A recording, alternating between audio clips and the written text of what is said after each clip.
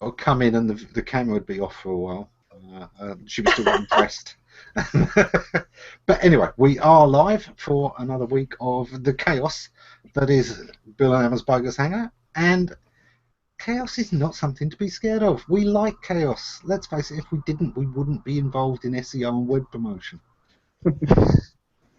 You only have to see, we're redesigning our site to understand how chaos plays into our lives on a daily basis. Because none of those redirects are going to work the way they were supposed to in the first place. Half of the content you were expecting to have 3 weeks ago won't be ready until 3 weeks from now.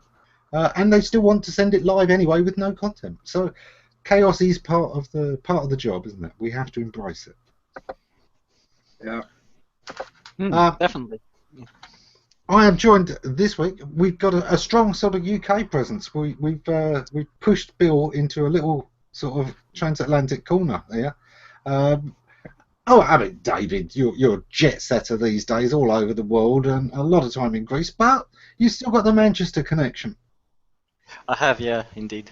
And Manchester has a particular resonance in SEO these days. It's got its own meetups. It's a strong little SEO community. Yeah. So that's, it's still good representation for the UK. Judith, it is such a joy to have you on this. Believe me, this strikes me as the kind of chaos that you and I both love. Keeps us employed.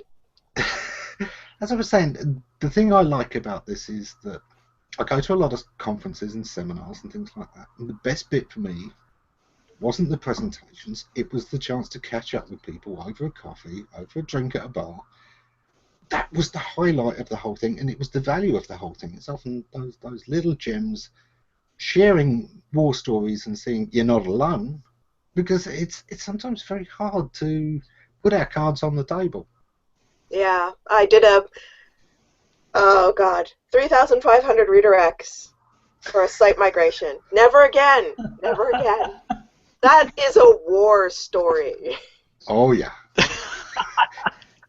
And last but certainly not least, Rishi. Rishi, I have been absolutely thrilled to get you on this and dying to, because Rishi's one of those ones that flies under the radar, and people who know me know that I kind of like that. He doesn't have the superstar status that he deserves, and that a lot of people, if you know him, you respect him massively. If you don't, very kind. You're not paying attention. If you are in the UK SEO scene and you don't know who Rishi is, you're not in the scene as much as you thought you were. That's how I'll put it.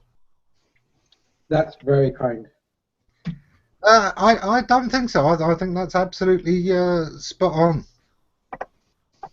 But Judith will tell you, you have a presence in the UK search industry that is, for the serious minds and people who are really interested in what's going on, you should be well and truly on their radar. If they're only doing the beauty parades, well, you know what? They're probably not that much into the industry anyway.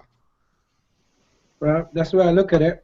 I look at it that it's not about how much noise you make, it's how successful the noise you made was. Yeah, absolutely. It should be a result-driven profession.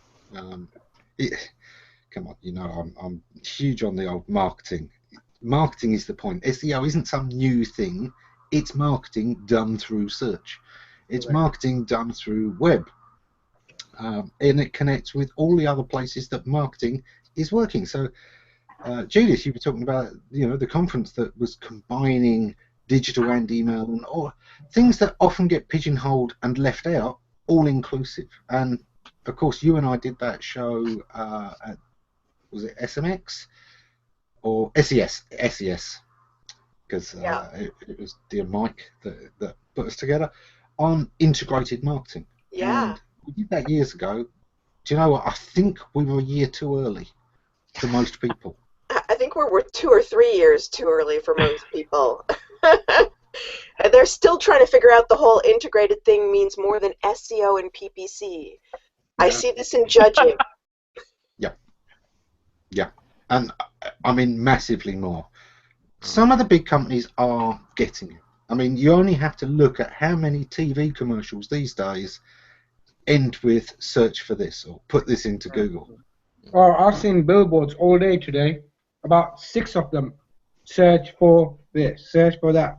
I was like, oh, you poor bastard, you're lucky I'm not an affiliate. Yeah. It's a two steps forward, one step back approach. I mean, it's no surprise that you and Judith talked about integrated search marketing, because when you see what you see, you can see where everything's going forward and you can join the dots. But when it comes to this, although the approach makes sense, it's still a very fragmented world. I mean, the legacy models of the past are still in effect. Not as much as they were 5 years ago, but they still work, and we're talking about budgets really here. So if you need to talk about a search budget which needs to integrate with marketing, which needs to integrate with perhaps paid search, which needs to integrate with branding, which needs to talk to customer service and the social media team, all these are different departments run by different managers. And every time I go into a large company, a lot of my time isn't convincing them about what we just talked about. That makes perfect sense to them. But then we try to devise the strategy which will allow budgets to sort of join and command posts to work together and teams to work together and managers to play nice, and that's really tricky. It comes down to the complexities of human nature in many ways. Yeah. The Definitely. last big company I was in, the SEO team was one person from the marketing team and one person from the IT team who met once a week. And that was the SEO team for the company. Yeah. It's a big company. Yeah, Bill, I've actually... What happens? Yeah, I've actually been... I talked last January. I talked to a San Francisco-based company. And you think, and they're a technology-based company, you think they get it because they swim in those waters. And they don't. They're still so compartmentalized that actually it's like, Bill's experience. They thought SEO is something IT should do. The social media marketing team had its own guys and its own budget, and they were sort of like the rah-rah-rah kind of guys. And everything else which had to do with marketing, shipping, customer comments, and customer service, that was an entirely different department. And they didn't want to talk to anybody else because they said, this is our business. This is what we know what we're doing.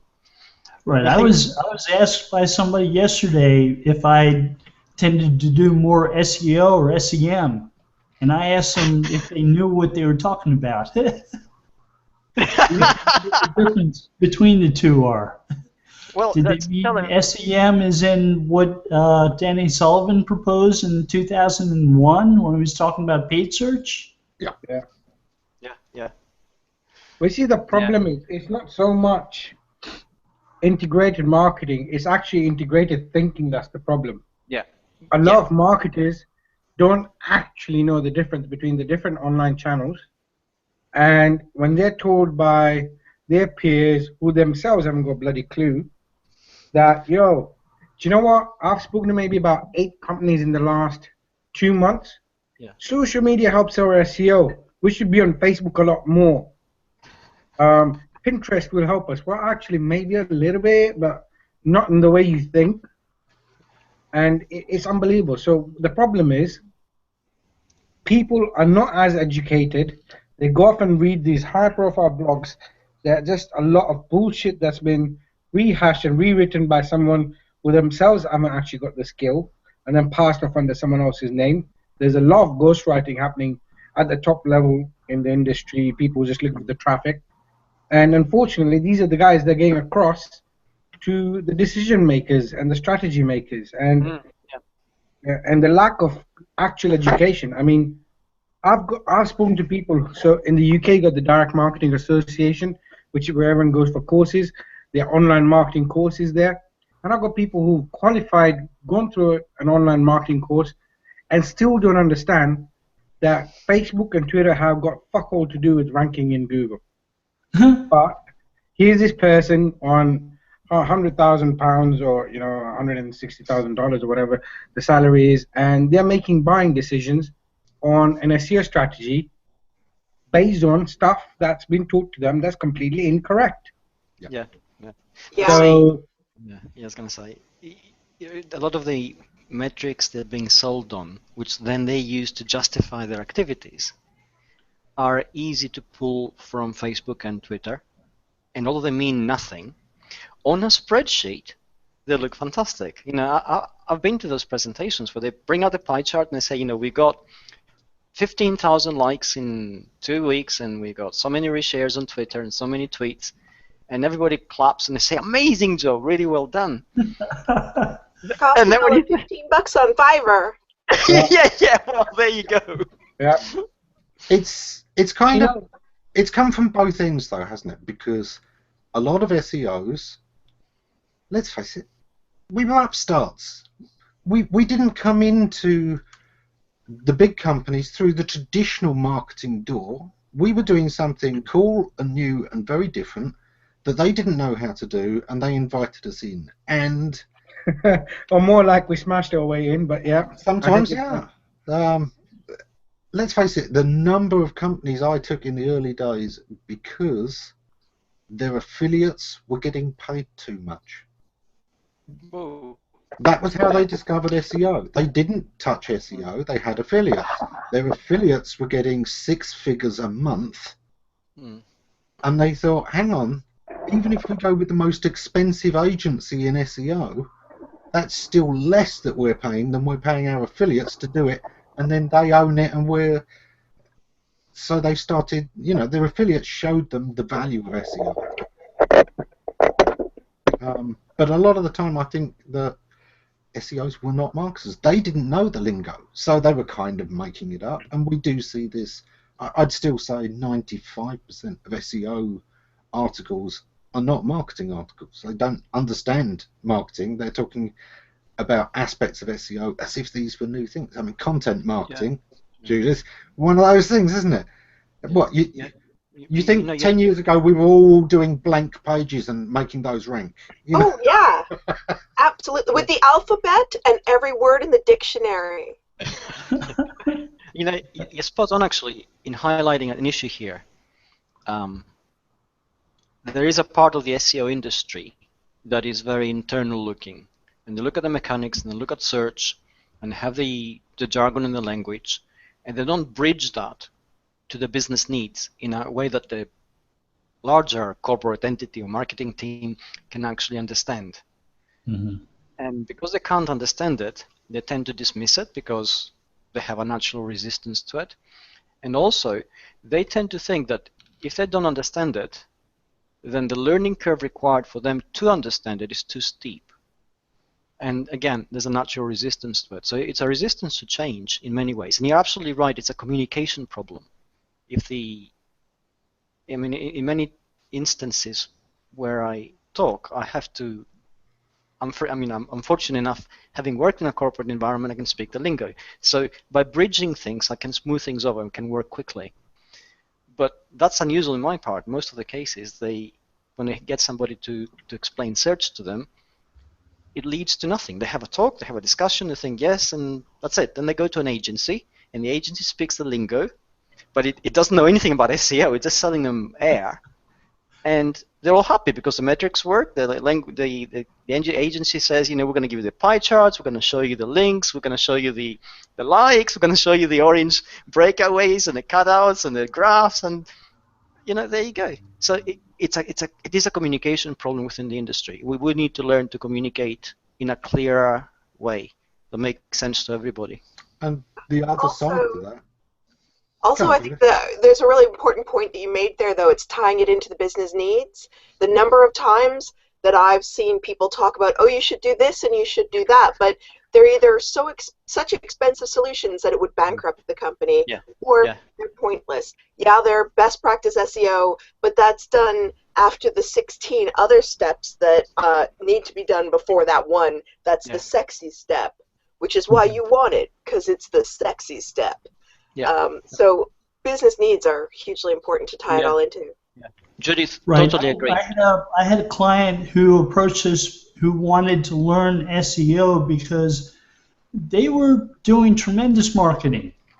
They were ranking really well in search results for characters in their TV commercials, except they weren't ranking for the products that they sold. Right? So character's name, whatever, they would rank well for.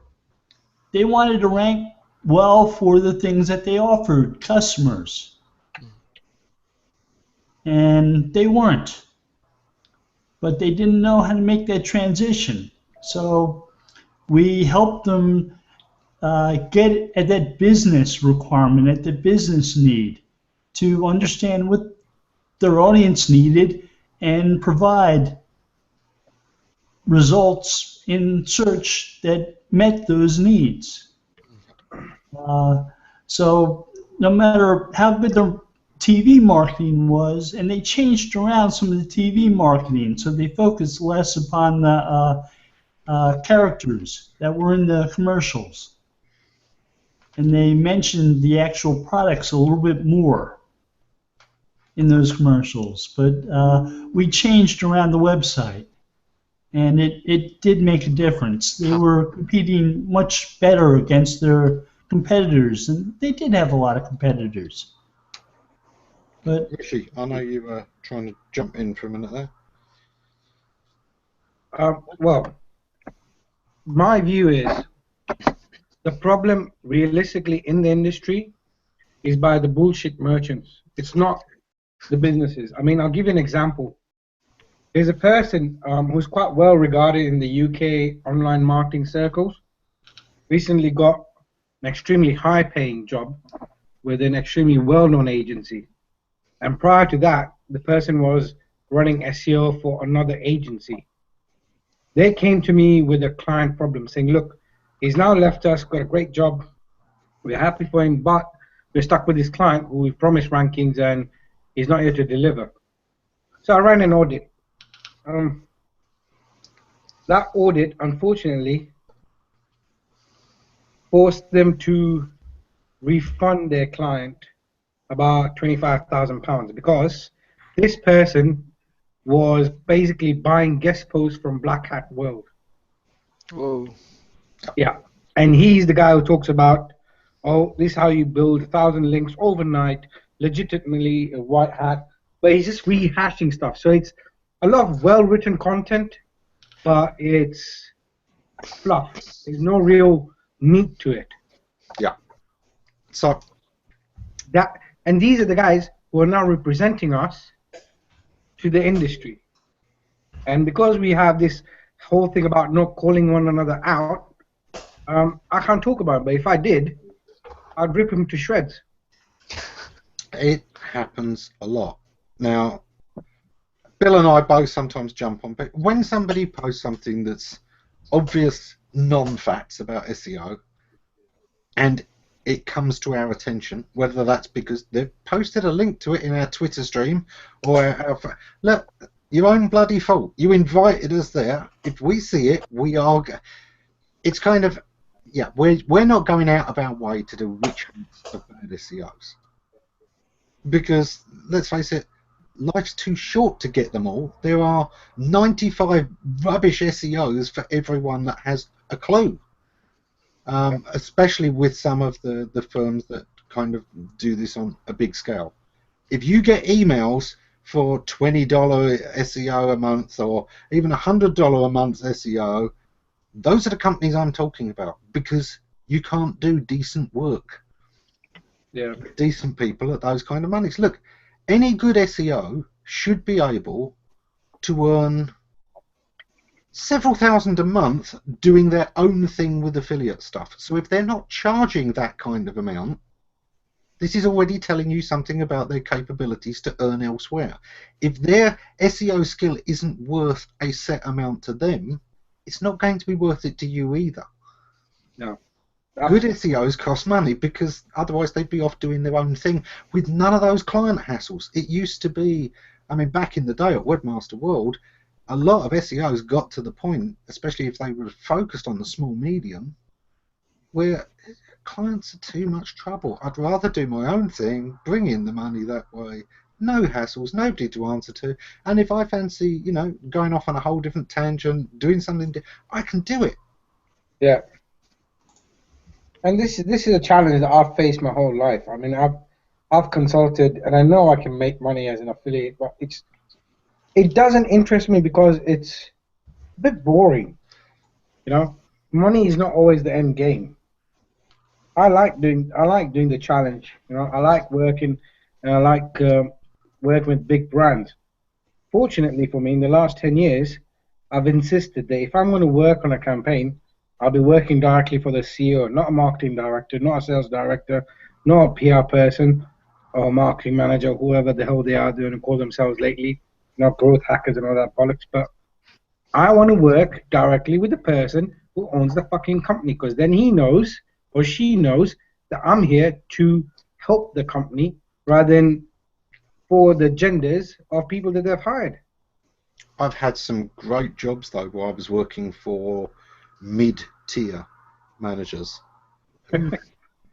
who jumped the track. I mean, they ended up on the board within a couple of years from the success of what had been going. I mean, there was a guy called Michael Phillips. Michael, if you ever see this, hello. Worked with Uswitch.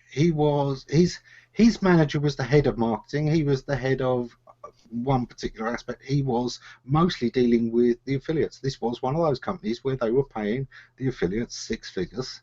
This was the early noughties, and 6 figures a month was going out to some of those affiliates every single month. Yeah. And he just thought, why are we letting them use our brand, our marketing, and then paying them to do it instead of doing this ourselves?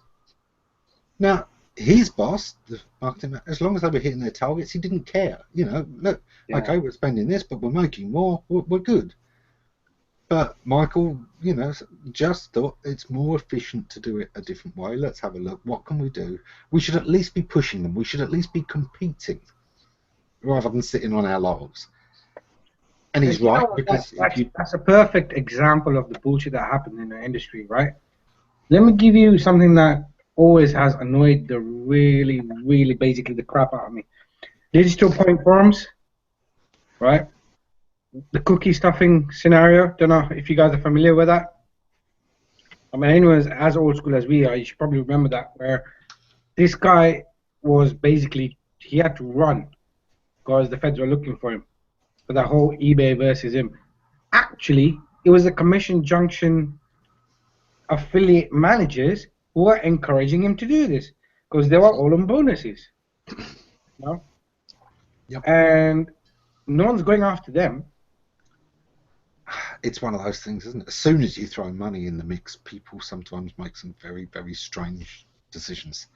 It's human economic behavior, right? Yeah. Ethics sometimes doesn't tie with economics. It does. Yeah. And I don't know why.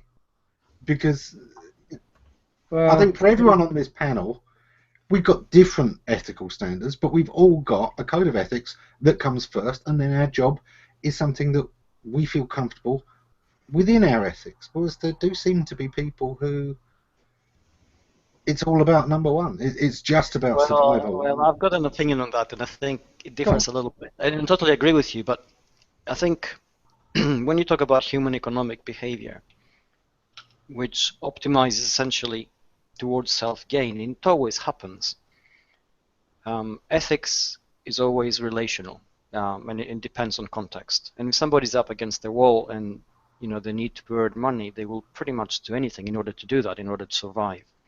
So I think when we talk about ethics, within our group at least, for us perhaps it's a luxury we can afford, simply because we're not in that situation. And even within that setting, the fact that we are so openly ethical is essentially self-serving, and we gain something from it, reputationally wise.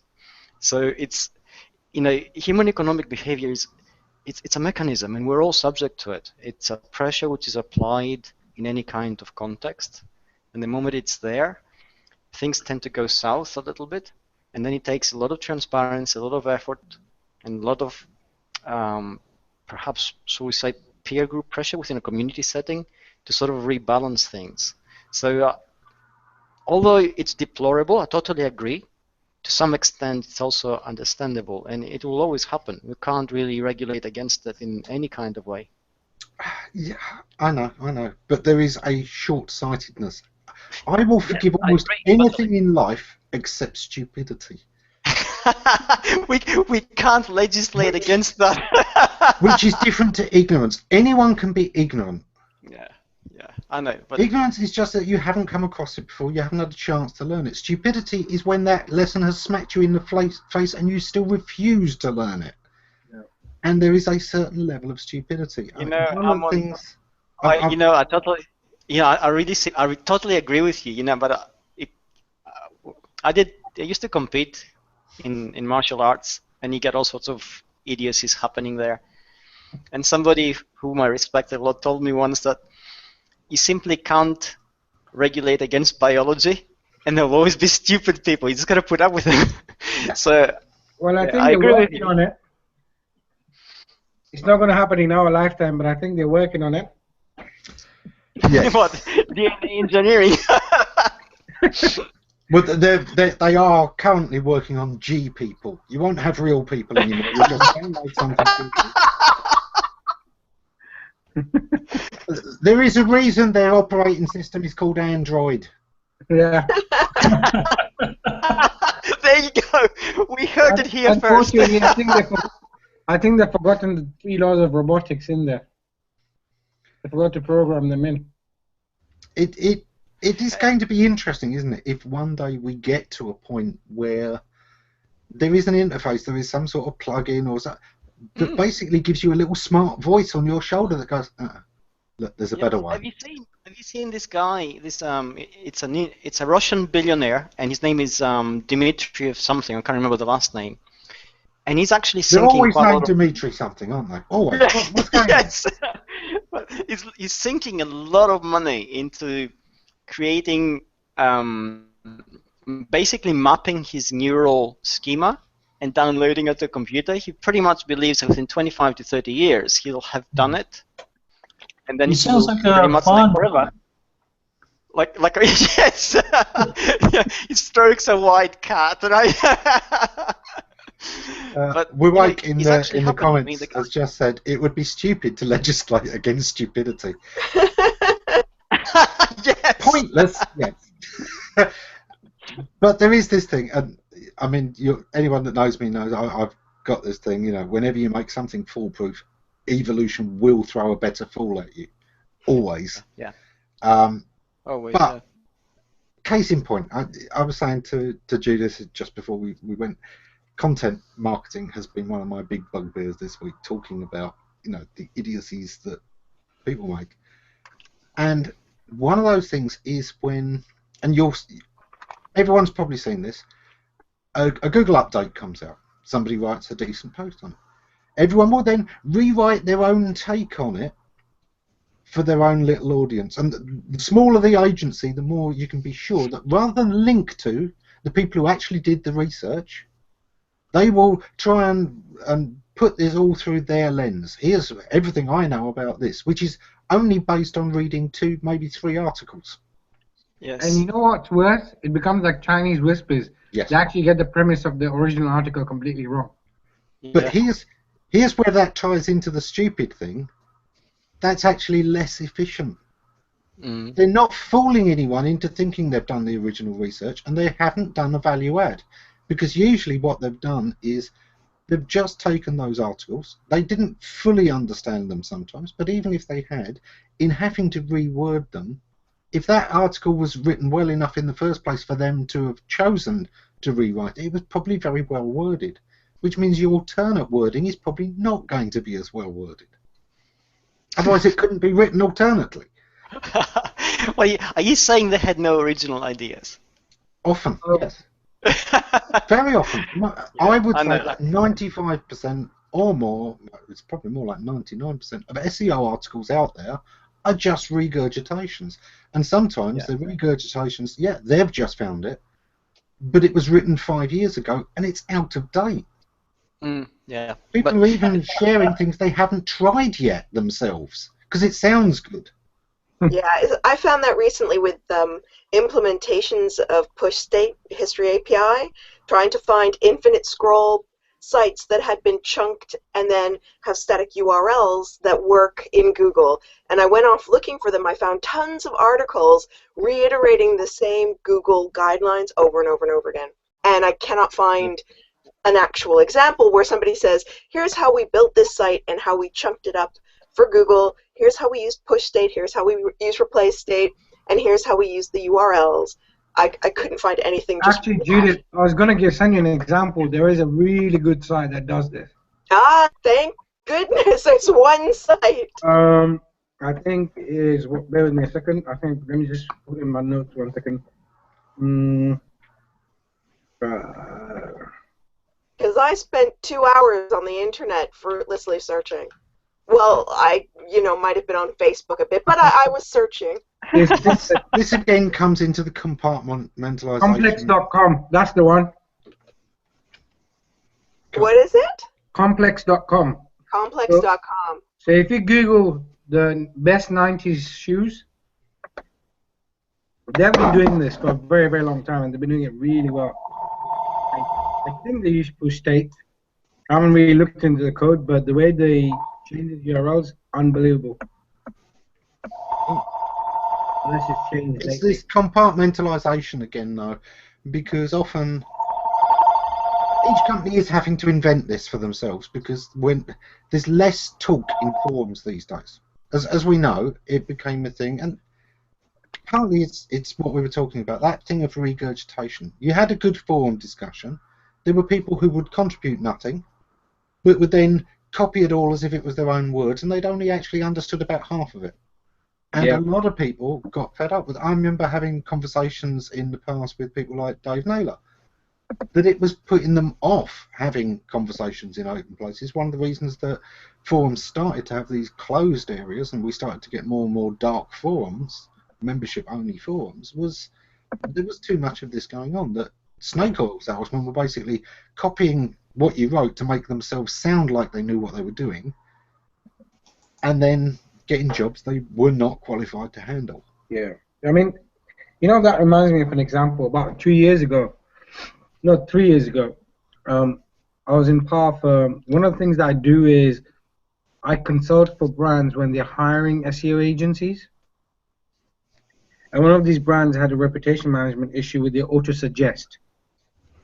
So at that point in time, I think I should run a rank number 1 in my previous blog for manipulate auto-suggest. So they called me in to be part of the team that will be vetting the SEO agency. Large SEO agency came in, did a presentation on how auto-suggest works and how they would manipulate it, kind of thing. The interesting thing was the person who brought me in to sit into that conversation had actually read and understood what I'd written. And he said, you do realize that whatever you're reading out and talking to us about is from Rishi Lakhani's blog post, and it just happens that that guy, Asian guy sitting in the corner very quietly and laughing, is Rishi Lakhani. Yep. The guy, he had gone all red. Because actually, he wasn't the guy who wrote the presentation, he was just a sales guy. So he hadn't got a clue what he was talking about. So I'm doing the SEO guy in the team, put that presentation together, here you go, it'll get you the client. That's what's wrong with the industry. Yeah. I must admit, any SEO agency with a dedicated sales team, you have to be a little bit careful and cautious because it takes so much training. Salespeople don't naturally have the bent for SEO. They're used to doing sales, which is direct, face-to-face negotiation. The idea of pull, of patience, of content marketing, of fishing is kind of the opposite to that. They understand about a good lead, but closing is all about going in and closing. The idea of, sales coming to you and instead you do the baiting and the fish catch themselves is the opposite of their mentality. And it takes a lot of training. And of course, they want to egg it. They want to gild the lily. They want to put the extra flash and spin on it. So of course they want to be able to say, yeah, look, we've got these clients that we've put to #1. We can put you to #1 too. Isn't that the change in mentality that Rishi was talking about earlier when we started out? And you know, how we ever achieve that across the board, I have absolutely no idea. Because I can tell you how you can run the reverse of that. You have a national syndicated TV program which looks at the best businessmen of their time, one of them being a leading sales guy who then pitches for an SEO agency, hasn't got a fucking clue what SEO is, excuse my language, and tells people we'll get you #1 in Google and offers PPC services. Yeah. That sounds like something I might have seen. Yeah. Well, it's back when he was a mere apprentice. What's worrying is that every fresh batch that comes through, and you think you've achieved a certain level of education at some level of the company, then every fresh wave that comes in takes that right back to the beginning again. Unfortunately, with a few exceptions, of course, but generally speaking, this is the picture we're seeing. There doesn't seem to be enough appreciation for history in SEO. There's when people come in, it's all about what works now without understanding the history. And those of us that have been around the block know how much history plays in, because knowing where something has been and spotting, even when it jumps, there is still a trajectory. And I always say that one of the advantages of somebody who's been in this industry a long time is they have a better idea of where the engine is going. Not conspiracy theories, but actually knowing where it's going. But Ammon, and again, I think you're making an incredibly important point. How do companies build and retain memory? And again, here, we're at a bit of an impasse because it doesn't seem to be happening. I mean, case in point, if we take an example, Toyota, who in the late 80s, early 90s, they had that problem when Lexus first came out with the braking system, and they solved it beautifully well, turned a disadvantage into an advantage. And then very recently, like 2-3 years ago, they had a different problem with their cars, which had to do with, it wasn't even their fault, it was the mats that were being used in the car, which created a number of problems, and they didn't do anything. That turned into a massive fiasco that cost them a lot of money. And that comes down to that, what you just said. How do they learn? How is that history retained in a company when people actually change? It's a difficult thing. I've just dropped a link in the group chat. I'd love for you guys to look at that tweet. Mm-hmm. Yeah, we're going to look now. Sorry, audience, amuse yourself for a minute. Yes, don't mind us. Oh, yeah, it's somebody selling their Google partnership as if it's something special. We've never seen that before, have we? No, never. It's new. Yes. Yeah. And it must be an SEO guru, an SEO expert. Oh yes, definitely. That means that they're better than anybody else. Of course, yes. Yes. You do realise that Yahoo is a bigger Google partner than anybody else, and they're as dead as can be. Well, if you guys remember, Yellow Pages used to be one of the first Google location and map partners, and Google's completely screwed them over. Yep. This is the thing. What everyone needs to understand about Google partners and things like that is it's a way of making other people sell Google.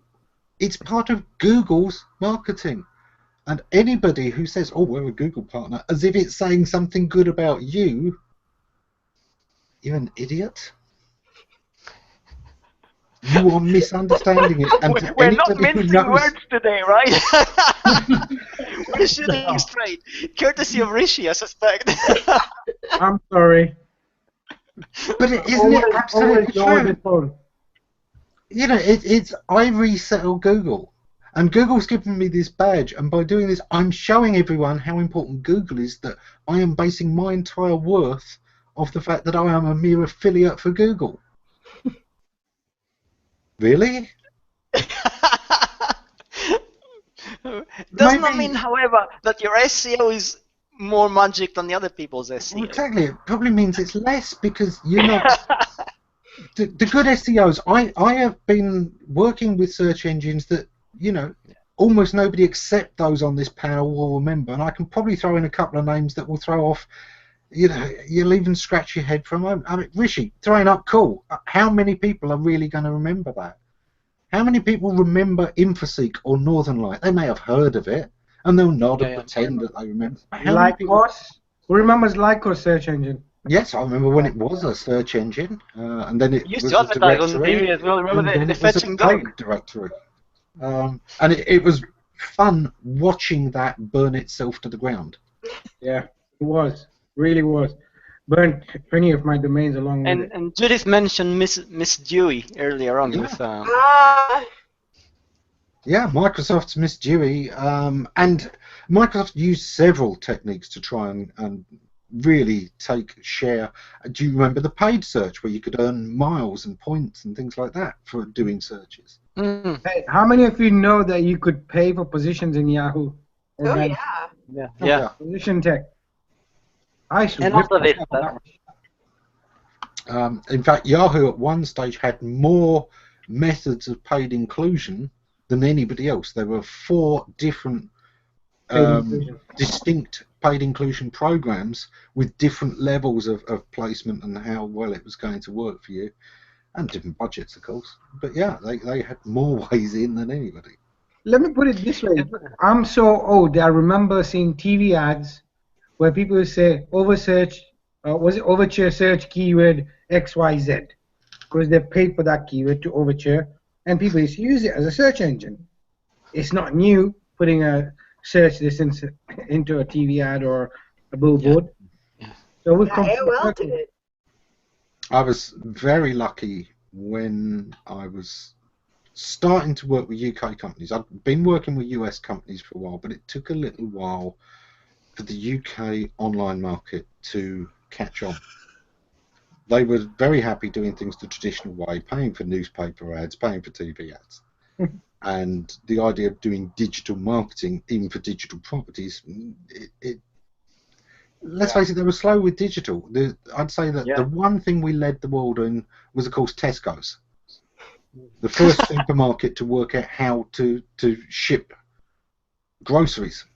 Yeah, and they did. I mean, they really innovated that field. But even they weren't doing SEO. The BBC classically hired 300 new webmasters in a go and not one SEO. And I remember those days, and everyone said, "Oh, I want to be their SEO." And I said, "Are you crazy? Look, you don't hire 300 webmasters and then outsource your SEO. This is a major investment to bring things in-house. What do you think their mentality is?" And sometimes this is the thing, people. Look at the clues, look at what a business is telling you about its processes and its thinking before you go pitching them, because you will have much better pitches. I've seen some big agencies miss out on some very big clients recently because they misread them completely. One of the big US agencies, one of the biggest UK agencies, both lost big deals recently because they misunderstood a client and they underpitched massively. When I get a client, the simple thing I tell them is, look, just Google world's best SEO website and you'll see the head of web spam talking about me. That's it. Oh yeah, but can't they just Google God of SEO and find Charles Float? Yeah. No comment.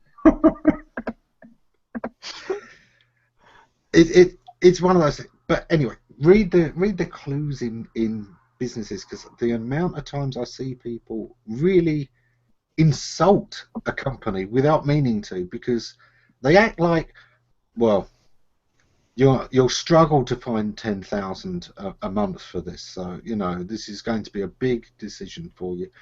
Without realising, all it took was a little bit of research out there, and you'll see they're already spending 200,000 a month on AdWords, and over $1 million a month on affiliates.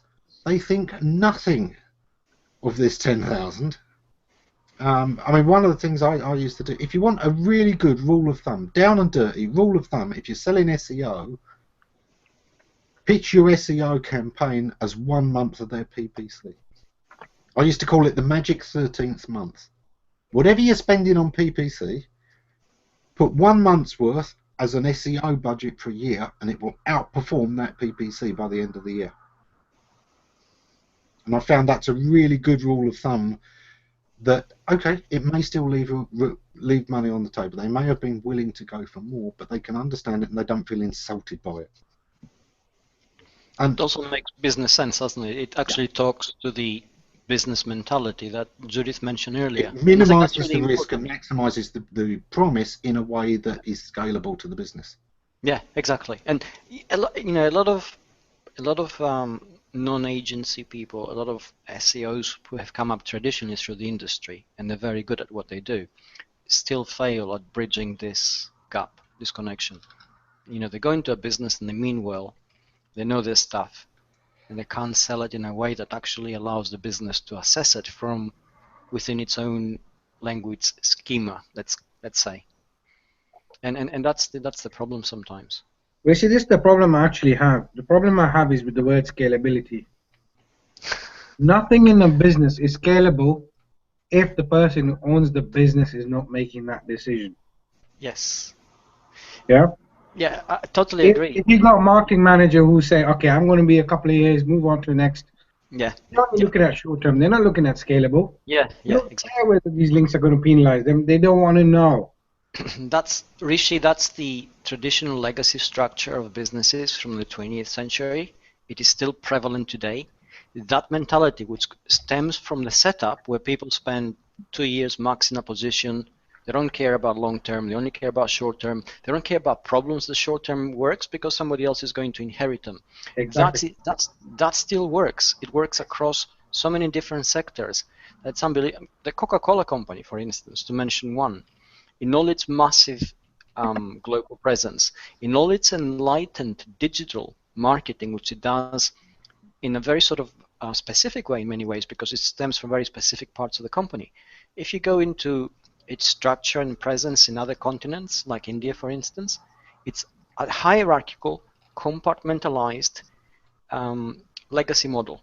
And if you want to sell something there, whether it's SEO or a clever marketing idea or anything at all, you come up against this short-termism which stems from that 2 to 3 year tenure in any position from the person making the decisions.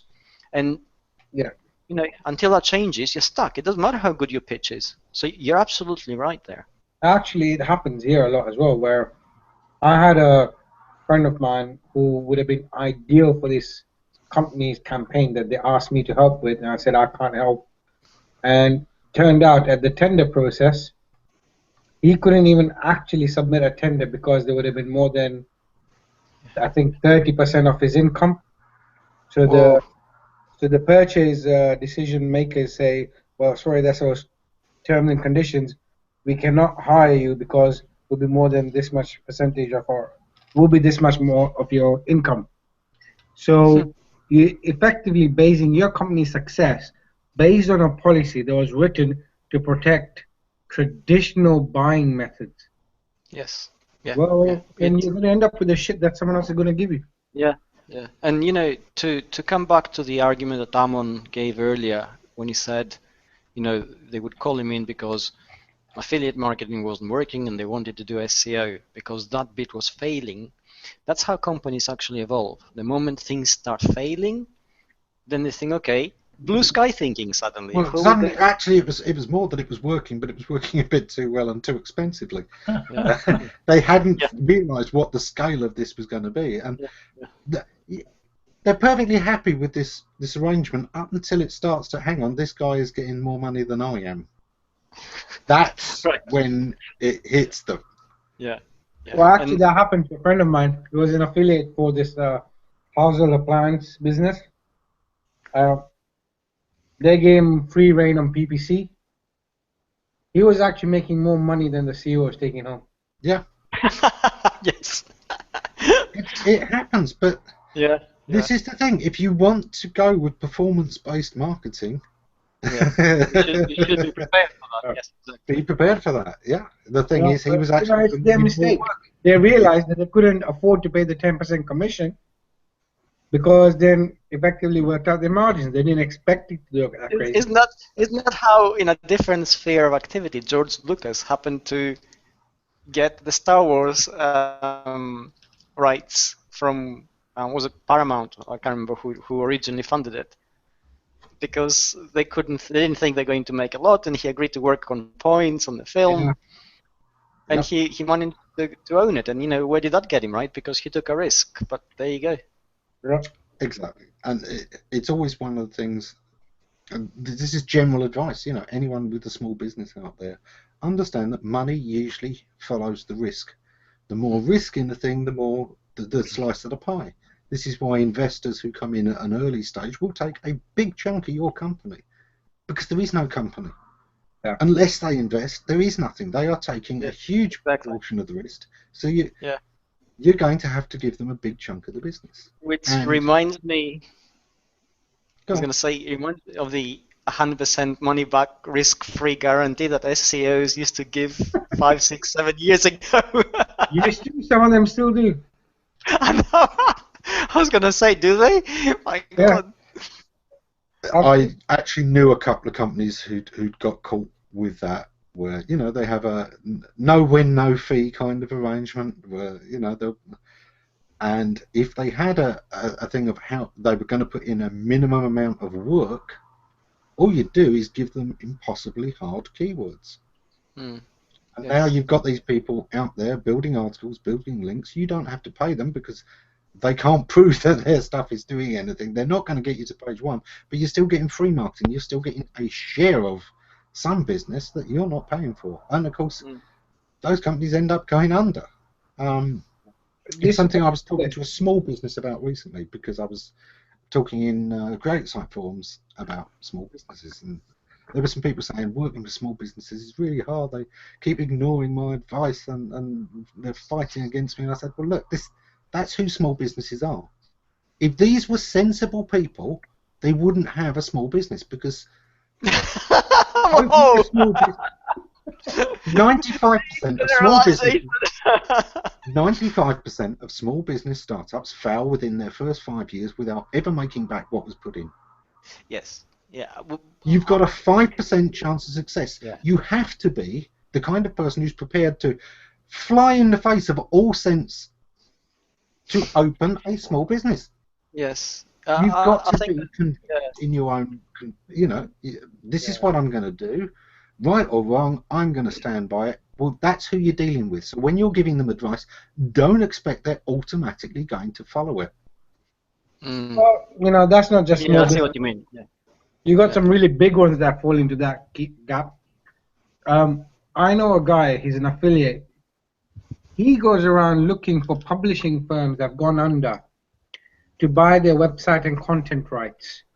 And he'll buy them for stupid amount of money, £1,000, £2,000, but these sites are legacy old publishing businesses with hundreds and thousands of links.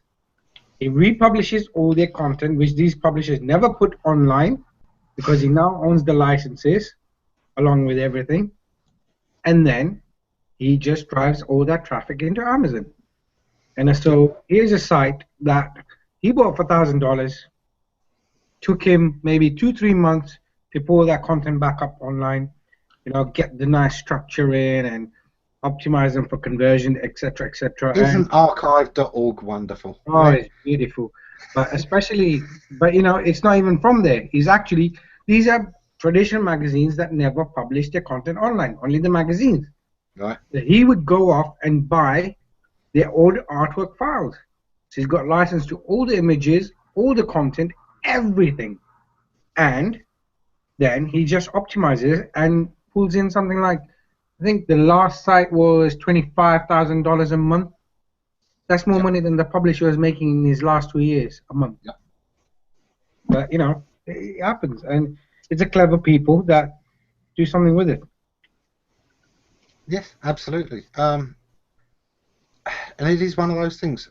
But where this risk thing comes in, I'll tell you a great example I'm seeing at the moment, something that's bugging the hell out of me, is the talk about ad blocking. And the number of companies say, oh, you know, we've got to start blocking ad blockers because it's costing us revenue. I use an ad blocker, but I don't block ads. I block advertising networks that invade my privacy and try and track me across multiple sites and use permanent cookies rather than cookies that will be deleted, that don't accept the no third-party cookie rules. You know, that's what I'm blocking. Yeah. Now, if you've got a publication and you want to put ads on that thing, I am not blocking any of your sites. I'm looking at you, Forbes. I have never blocked Forbes. But I block the ad network you use because you're too lazy to sell your own adverts. Yes. You are the equivalent of those bloggers who just stick AdSense on the side. I'm not blocking Google. I trust them to an extent. You know, I can't get away from their cookies no matter what I do, so I might as well have some of it. Good money. But I am blocking laziness. If you are using just one of those ad networks, don't expect me to accept that. Why should I? There has never been an ad blocker that blocks you having a paragraph, this article is sponsored by so-and-so and so-and-so. There's never been an ad blocker that blocks that. There never will be, because you've handwritten it. There's no rule to easily strip that. There's no rules to pick out an advert that's carefully tailored into the article, that you've put some thought and time into. We're not against advertising. We're in favour of it. We like sponsorships. No, but hold on. Actually, slightly on that point, I've got a friend who's suffering by about 25% revenue because ad blockers are now, by default, blocking every commission junction tracking link. He's taken time to carefully craft that content piece to drive you into commission junction, affiliate, whatever the partners, and he's losing money because ad blockers are blocking those text links. Now, I've given him a solution that might work. I think they're about to test it now, but that's unfair. Yes, some of those are. Now, the default ad blockers, I don't think any of them do that, but there are, as you say, there are plugins and easily found extensions to a lot of these ad blockers that then go further. But again, if you think about the ads you're trying to put in there and you tailor them, there's a much greater acceptance. What we don't like is stealth advertising. We're used to the fact there's an ad break on the telly. We don't mind that, as long as you don't mind the fact we're going to get up and make a cup of coffee when they come on. Yes, but I think that we also love some of the ads. We've all got favourite ads, whether it's, you know, the ancient shake and vac, whether it's I'd like to teach the world to sing, all drinking Coca-Cola, whether it's men in laundrettes taking their jeans off. There are ads that have left their legacy in culture. Well, you know, Super Bowl ads. I don't watch Super Bowl, but I definitely watch all the Super Bowl ads. It's nice that there is an event that makes people really pull out the stops, isn't it? Yeah. I think the only thing we've got that's equivalent in the UK is Christmas. Yeah. People do try for a meaningful Christmas ad, especially recently. Some of those John Lewis ads, some of the... Well, every year people wait for them, right? Every year people wait for the John Lewis ad, they wait for the Marks and Spencer song selection, and they definitely wait for Coca-Cola's lorries to go through. And I do think some brands are really missing an opportunity to make a particular date of the year very special to them. Why aren't we all looking forward to the Valentine's Day campaign for Interflora? Or, you know what I'm saying, or Thornton's, or you know. Thornton's is going under, man. It's like... Yes. Interflora got burned a few years back with the... Yes. On the Valentine's Day, all the, you know, the things they posted out there, and they sent them out, and they had to have a manual Google penalty on that. But you see what I'm saying? I just think a lot of brands are missing the opportunity to own a holiday. Yeah. But that's, you know, that requires a couple of things which don't always happen. One is a rethink of the reason you advertise and how you do it, and also a repositioning of the business's traditional position as opposed to its customers. And you know, they have to sort of leap the divide, the imaginary divide, or the supposed divide, and actually work with their customers to obtain the same sort of goal. And I think that kind of rethinking, which appears very logical from where we stand, within any kind of company structure, is alien thinking. It disrupts things dramatically. It costs money internally. It wrecks focus. It does all those things. So they're naturally resistant to it. Do you know what? Actually, saying that in the UK, it was Shop Direct. They have a bunch of sites, and they tried to own Black Friday, and they did well. Yes. I think they kicked up a massive trend. Rishi, you're pointing out the exceptions that make the rule, you know, Yeah. and I'll give you a direct example now, because I used to be part of the John Lewis partnership, Yeah. and I was in internal communications within the company. And although it's a very social business and we all work very smoothly internally with each other, even so, you know, there were natural resistance barriers to overcome to everything we tried and everything we did. You know, even the tradition of the John Lewis advert, Christmas advert, the John Lewis, in '95, we still had a question internally: do we need a website? And at the time, Marks and Spencer were actually way ahead of everybody else. They had a website, they were accepting credit card payments, and we were asking internally, who has credit cards? Who's going to trust them on the web? You know, this is the resistance internally that any kind of systemic setup will present. And unless you can overcome it yourself internally, then you need somebody external to come in and give you sufficient reasons to do so. Isn't that marketing? We have had our hour. I'm going to have to take us off air. We can carry on talking as ever. If anyone wants to jump in the link, join us in the green room, go ahead. We have reached the top of the hour. I love the fact that we've actually come full circle in a way, because we've talked about several things, and at several points in this conversation we've talked about people not knowing the history, and we've talked about the compartmentalization of marketing. SEOs aren't the first upstart marketers. Before us, direct mail was the new kid on the block who hadn't really understood all of the old traditional marketing, and before them there was this new thing of marketing all being based on, you know, doing your market demographics. Before there was sales, and the old, especially where you see a company with a sales and marketing department, which is really a sales department where they do a bit of advertising. Yeah. We see this progression. So we've come full circle. Thanks for joining us this week, and we will be back with more random chat wherever it goes next week. And I hope to see lots of you in the U.S. Search Awards.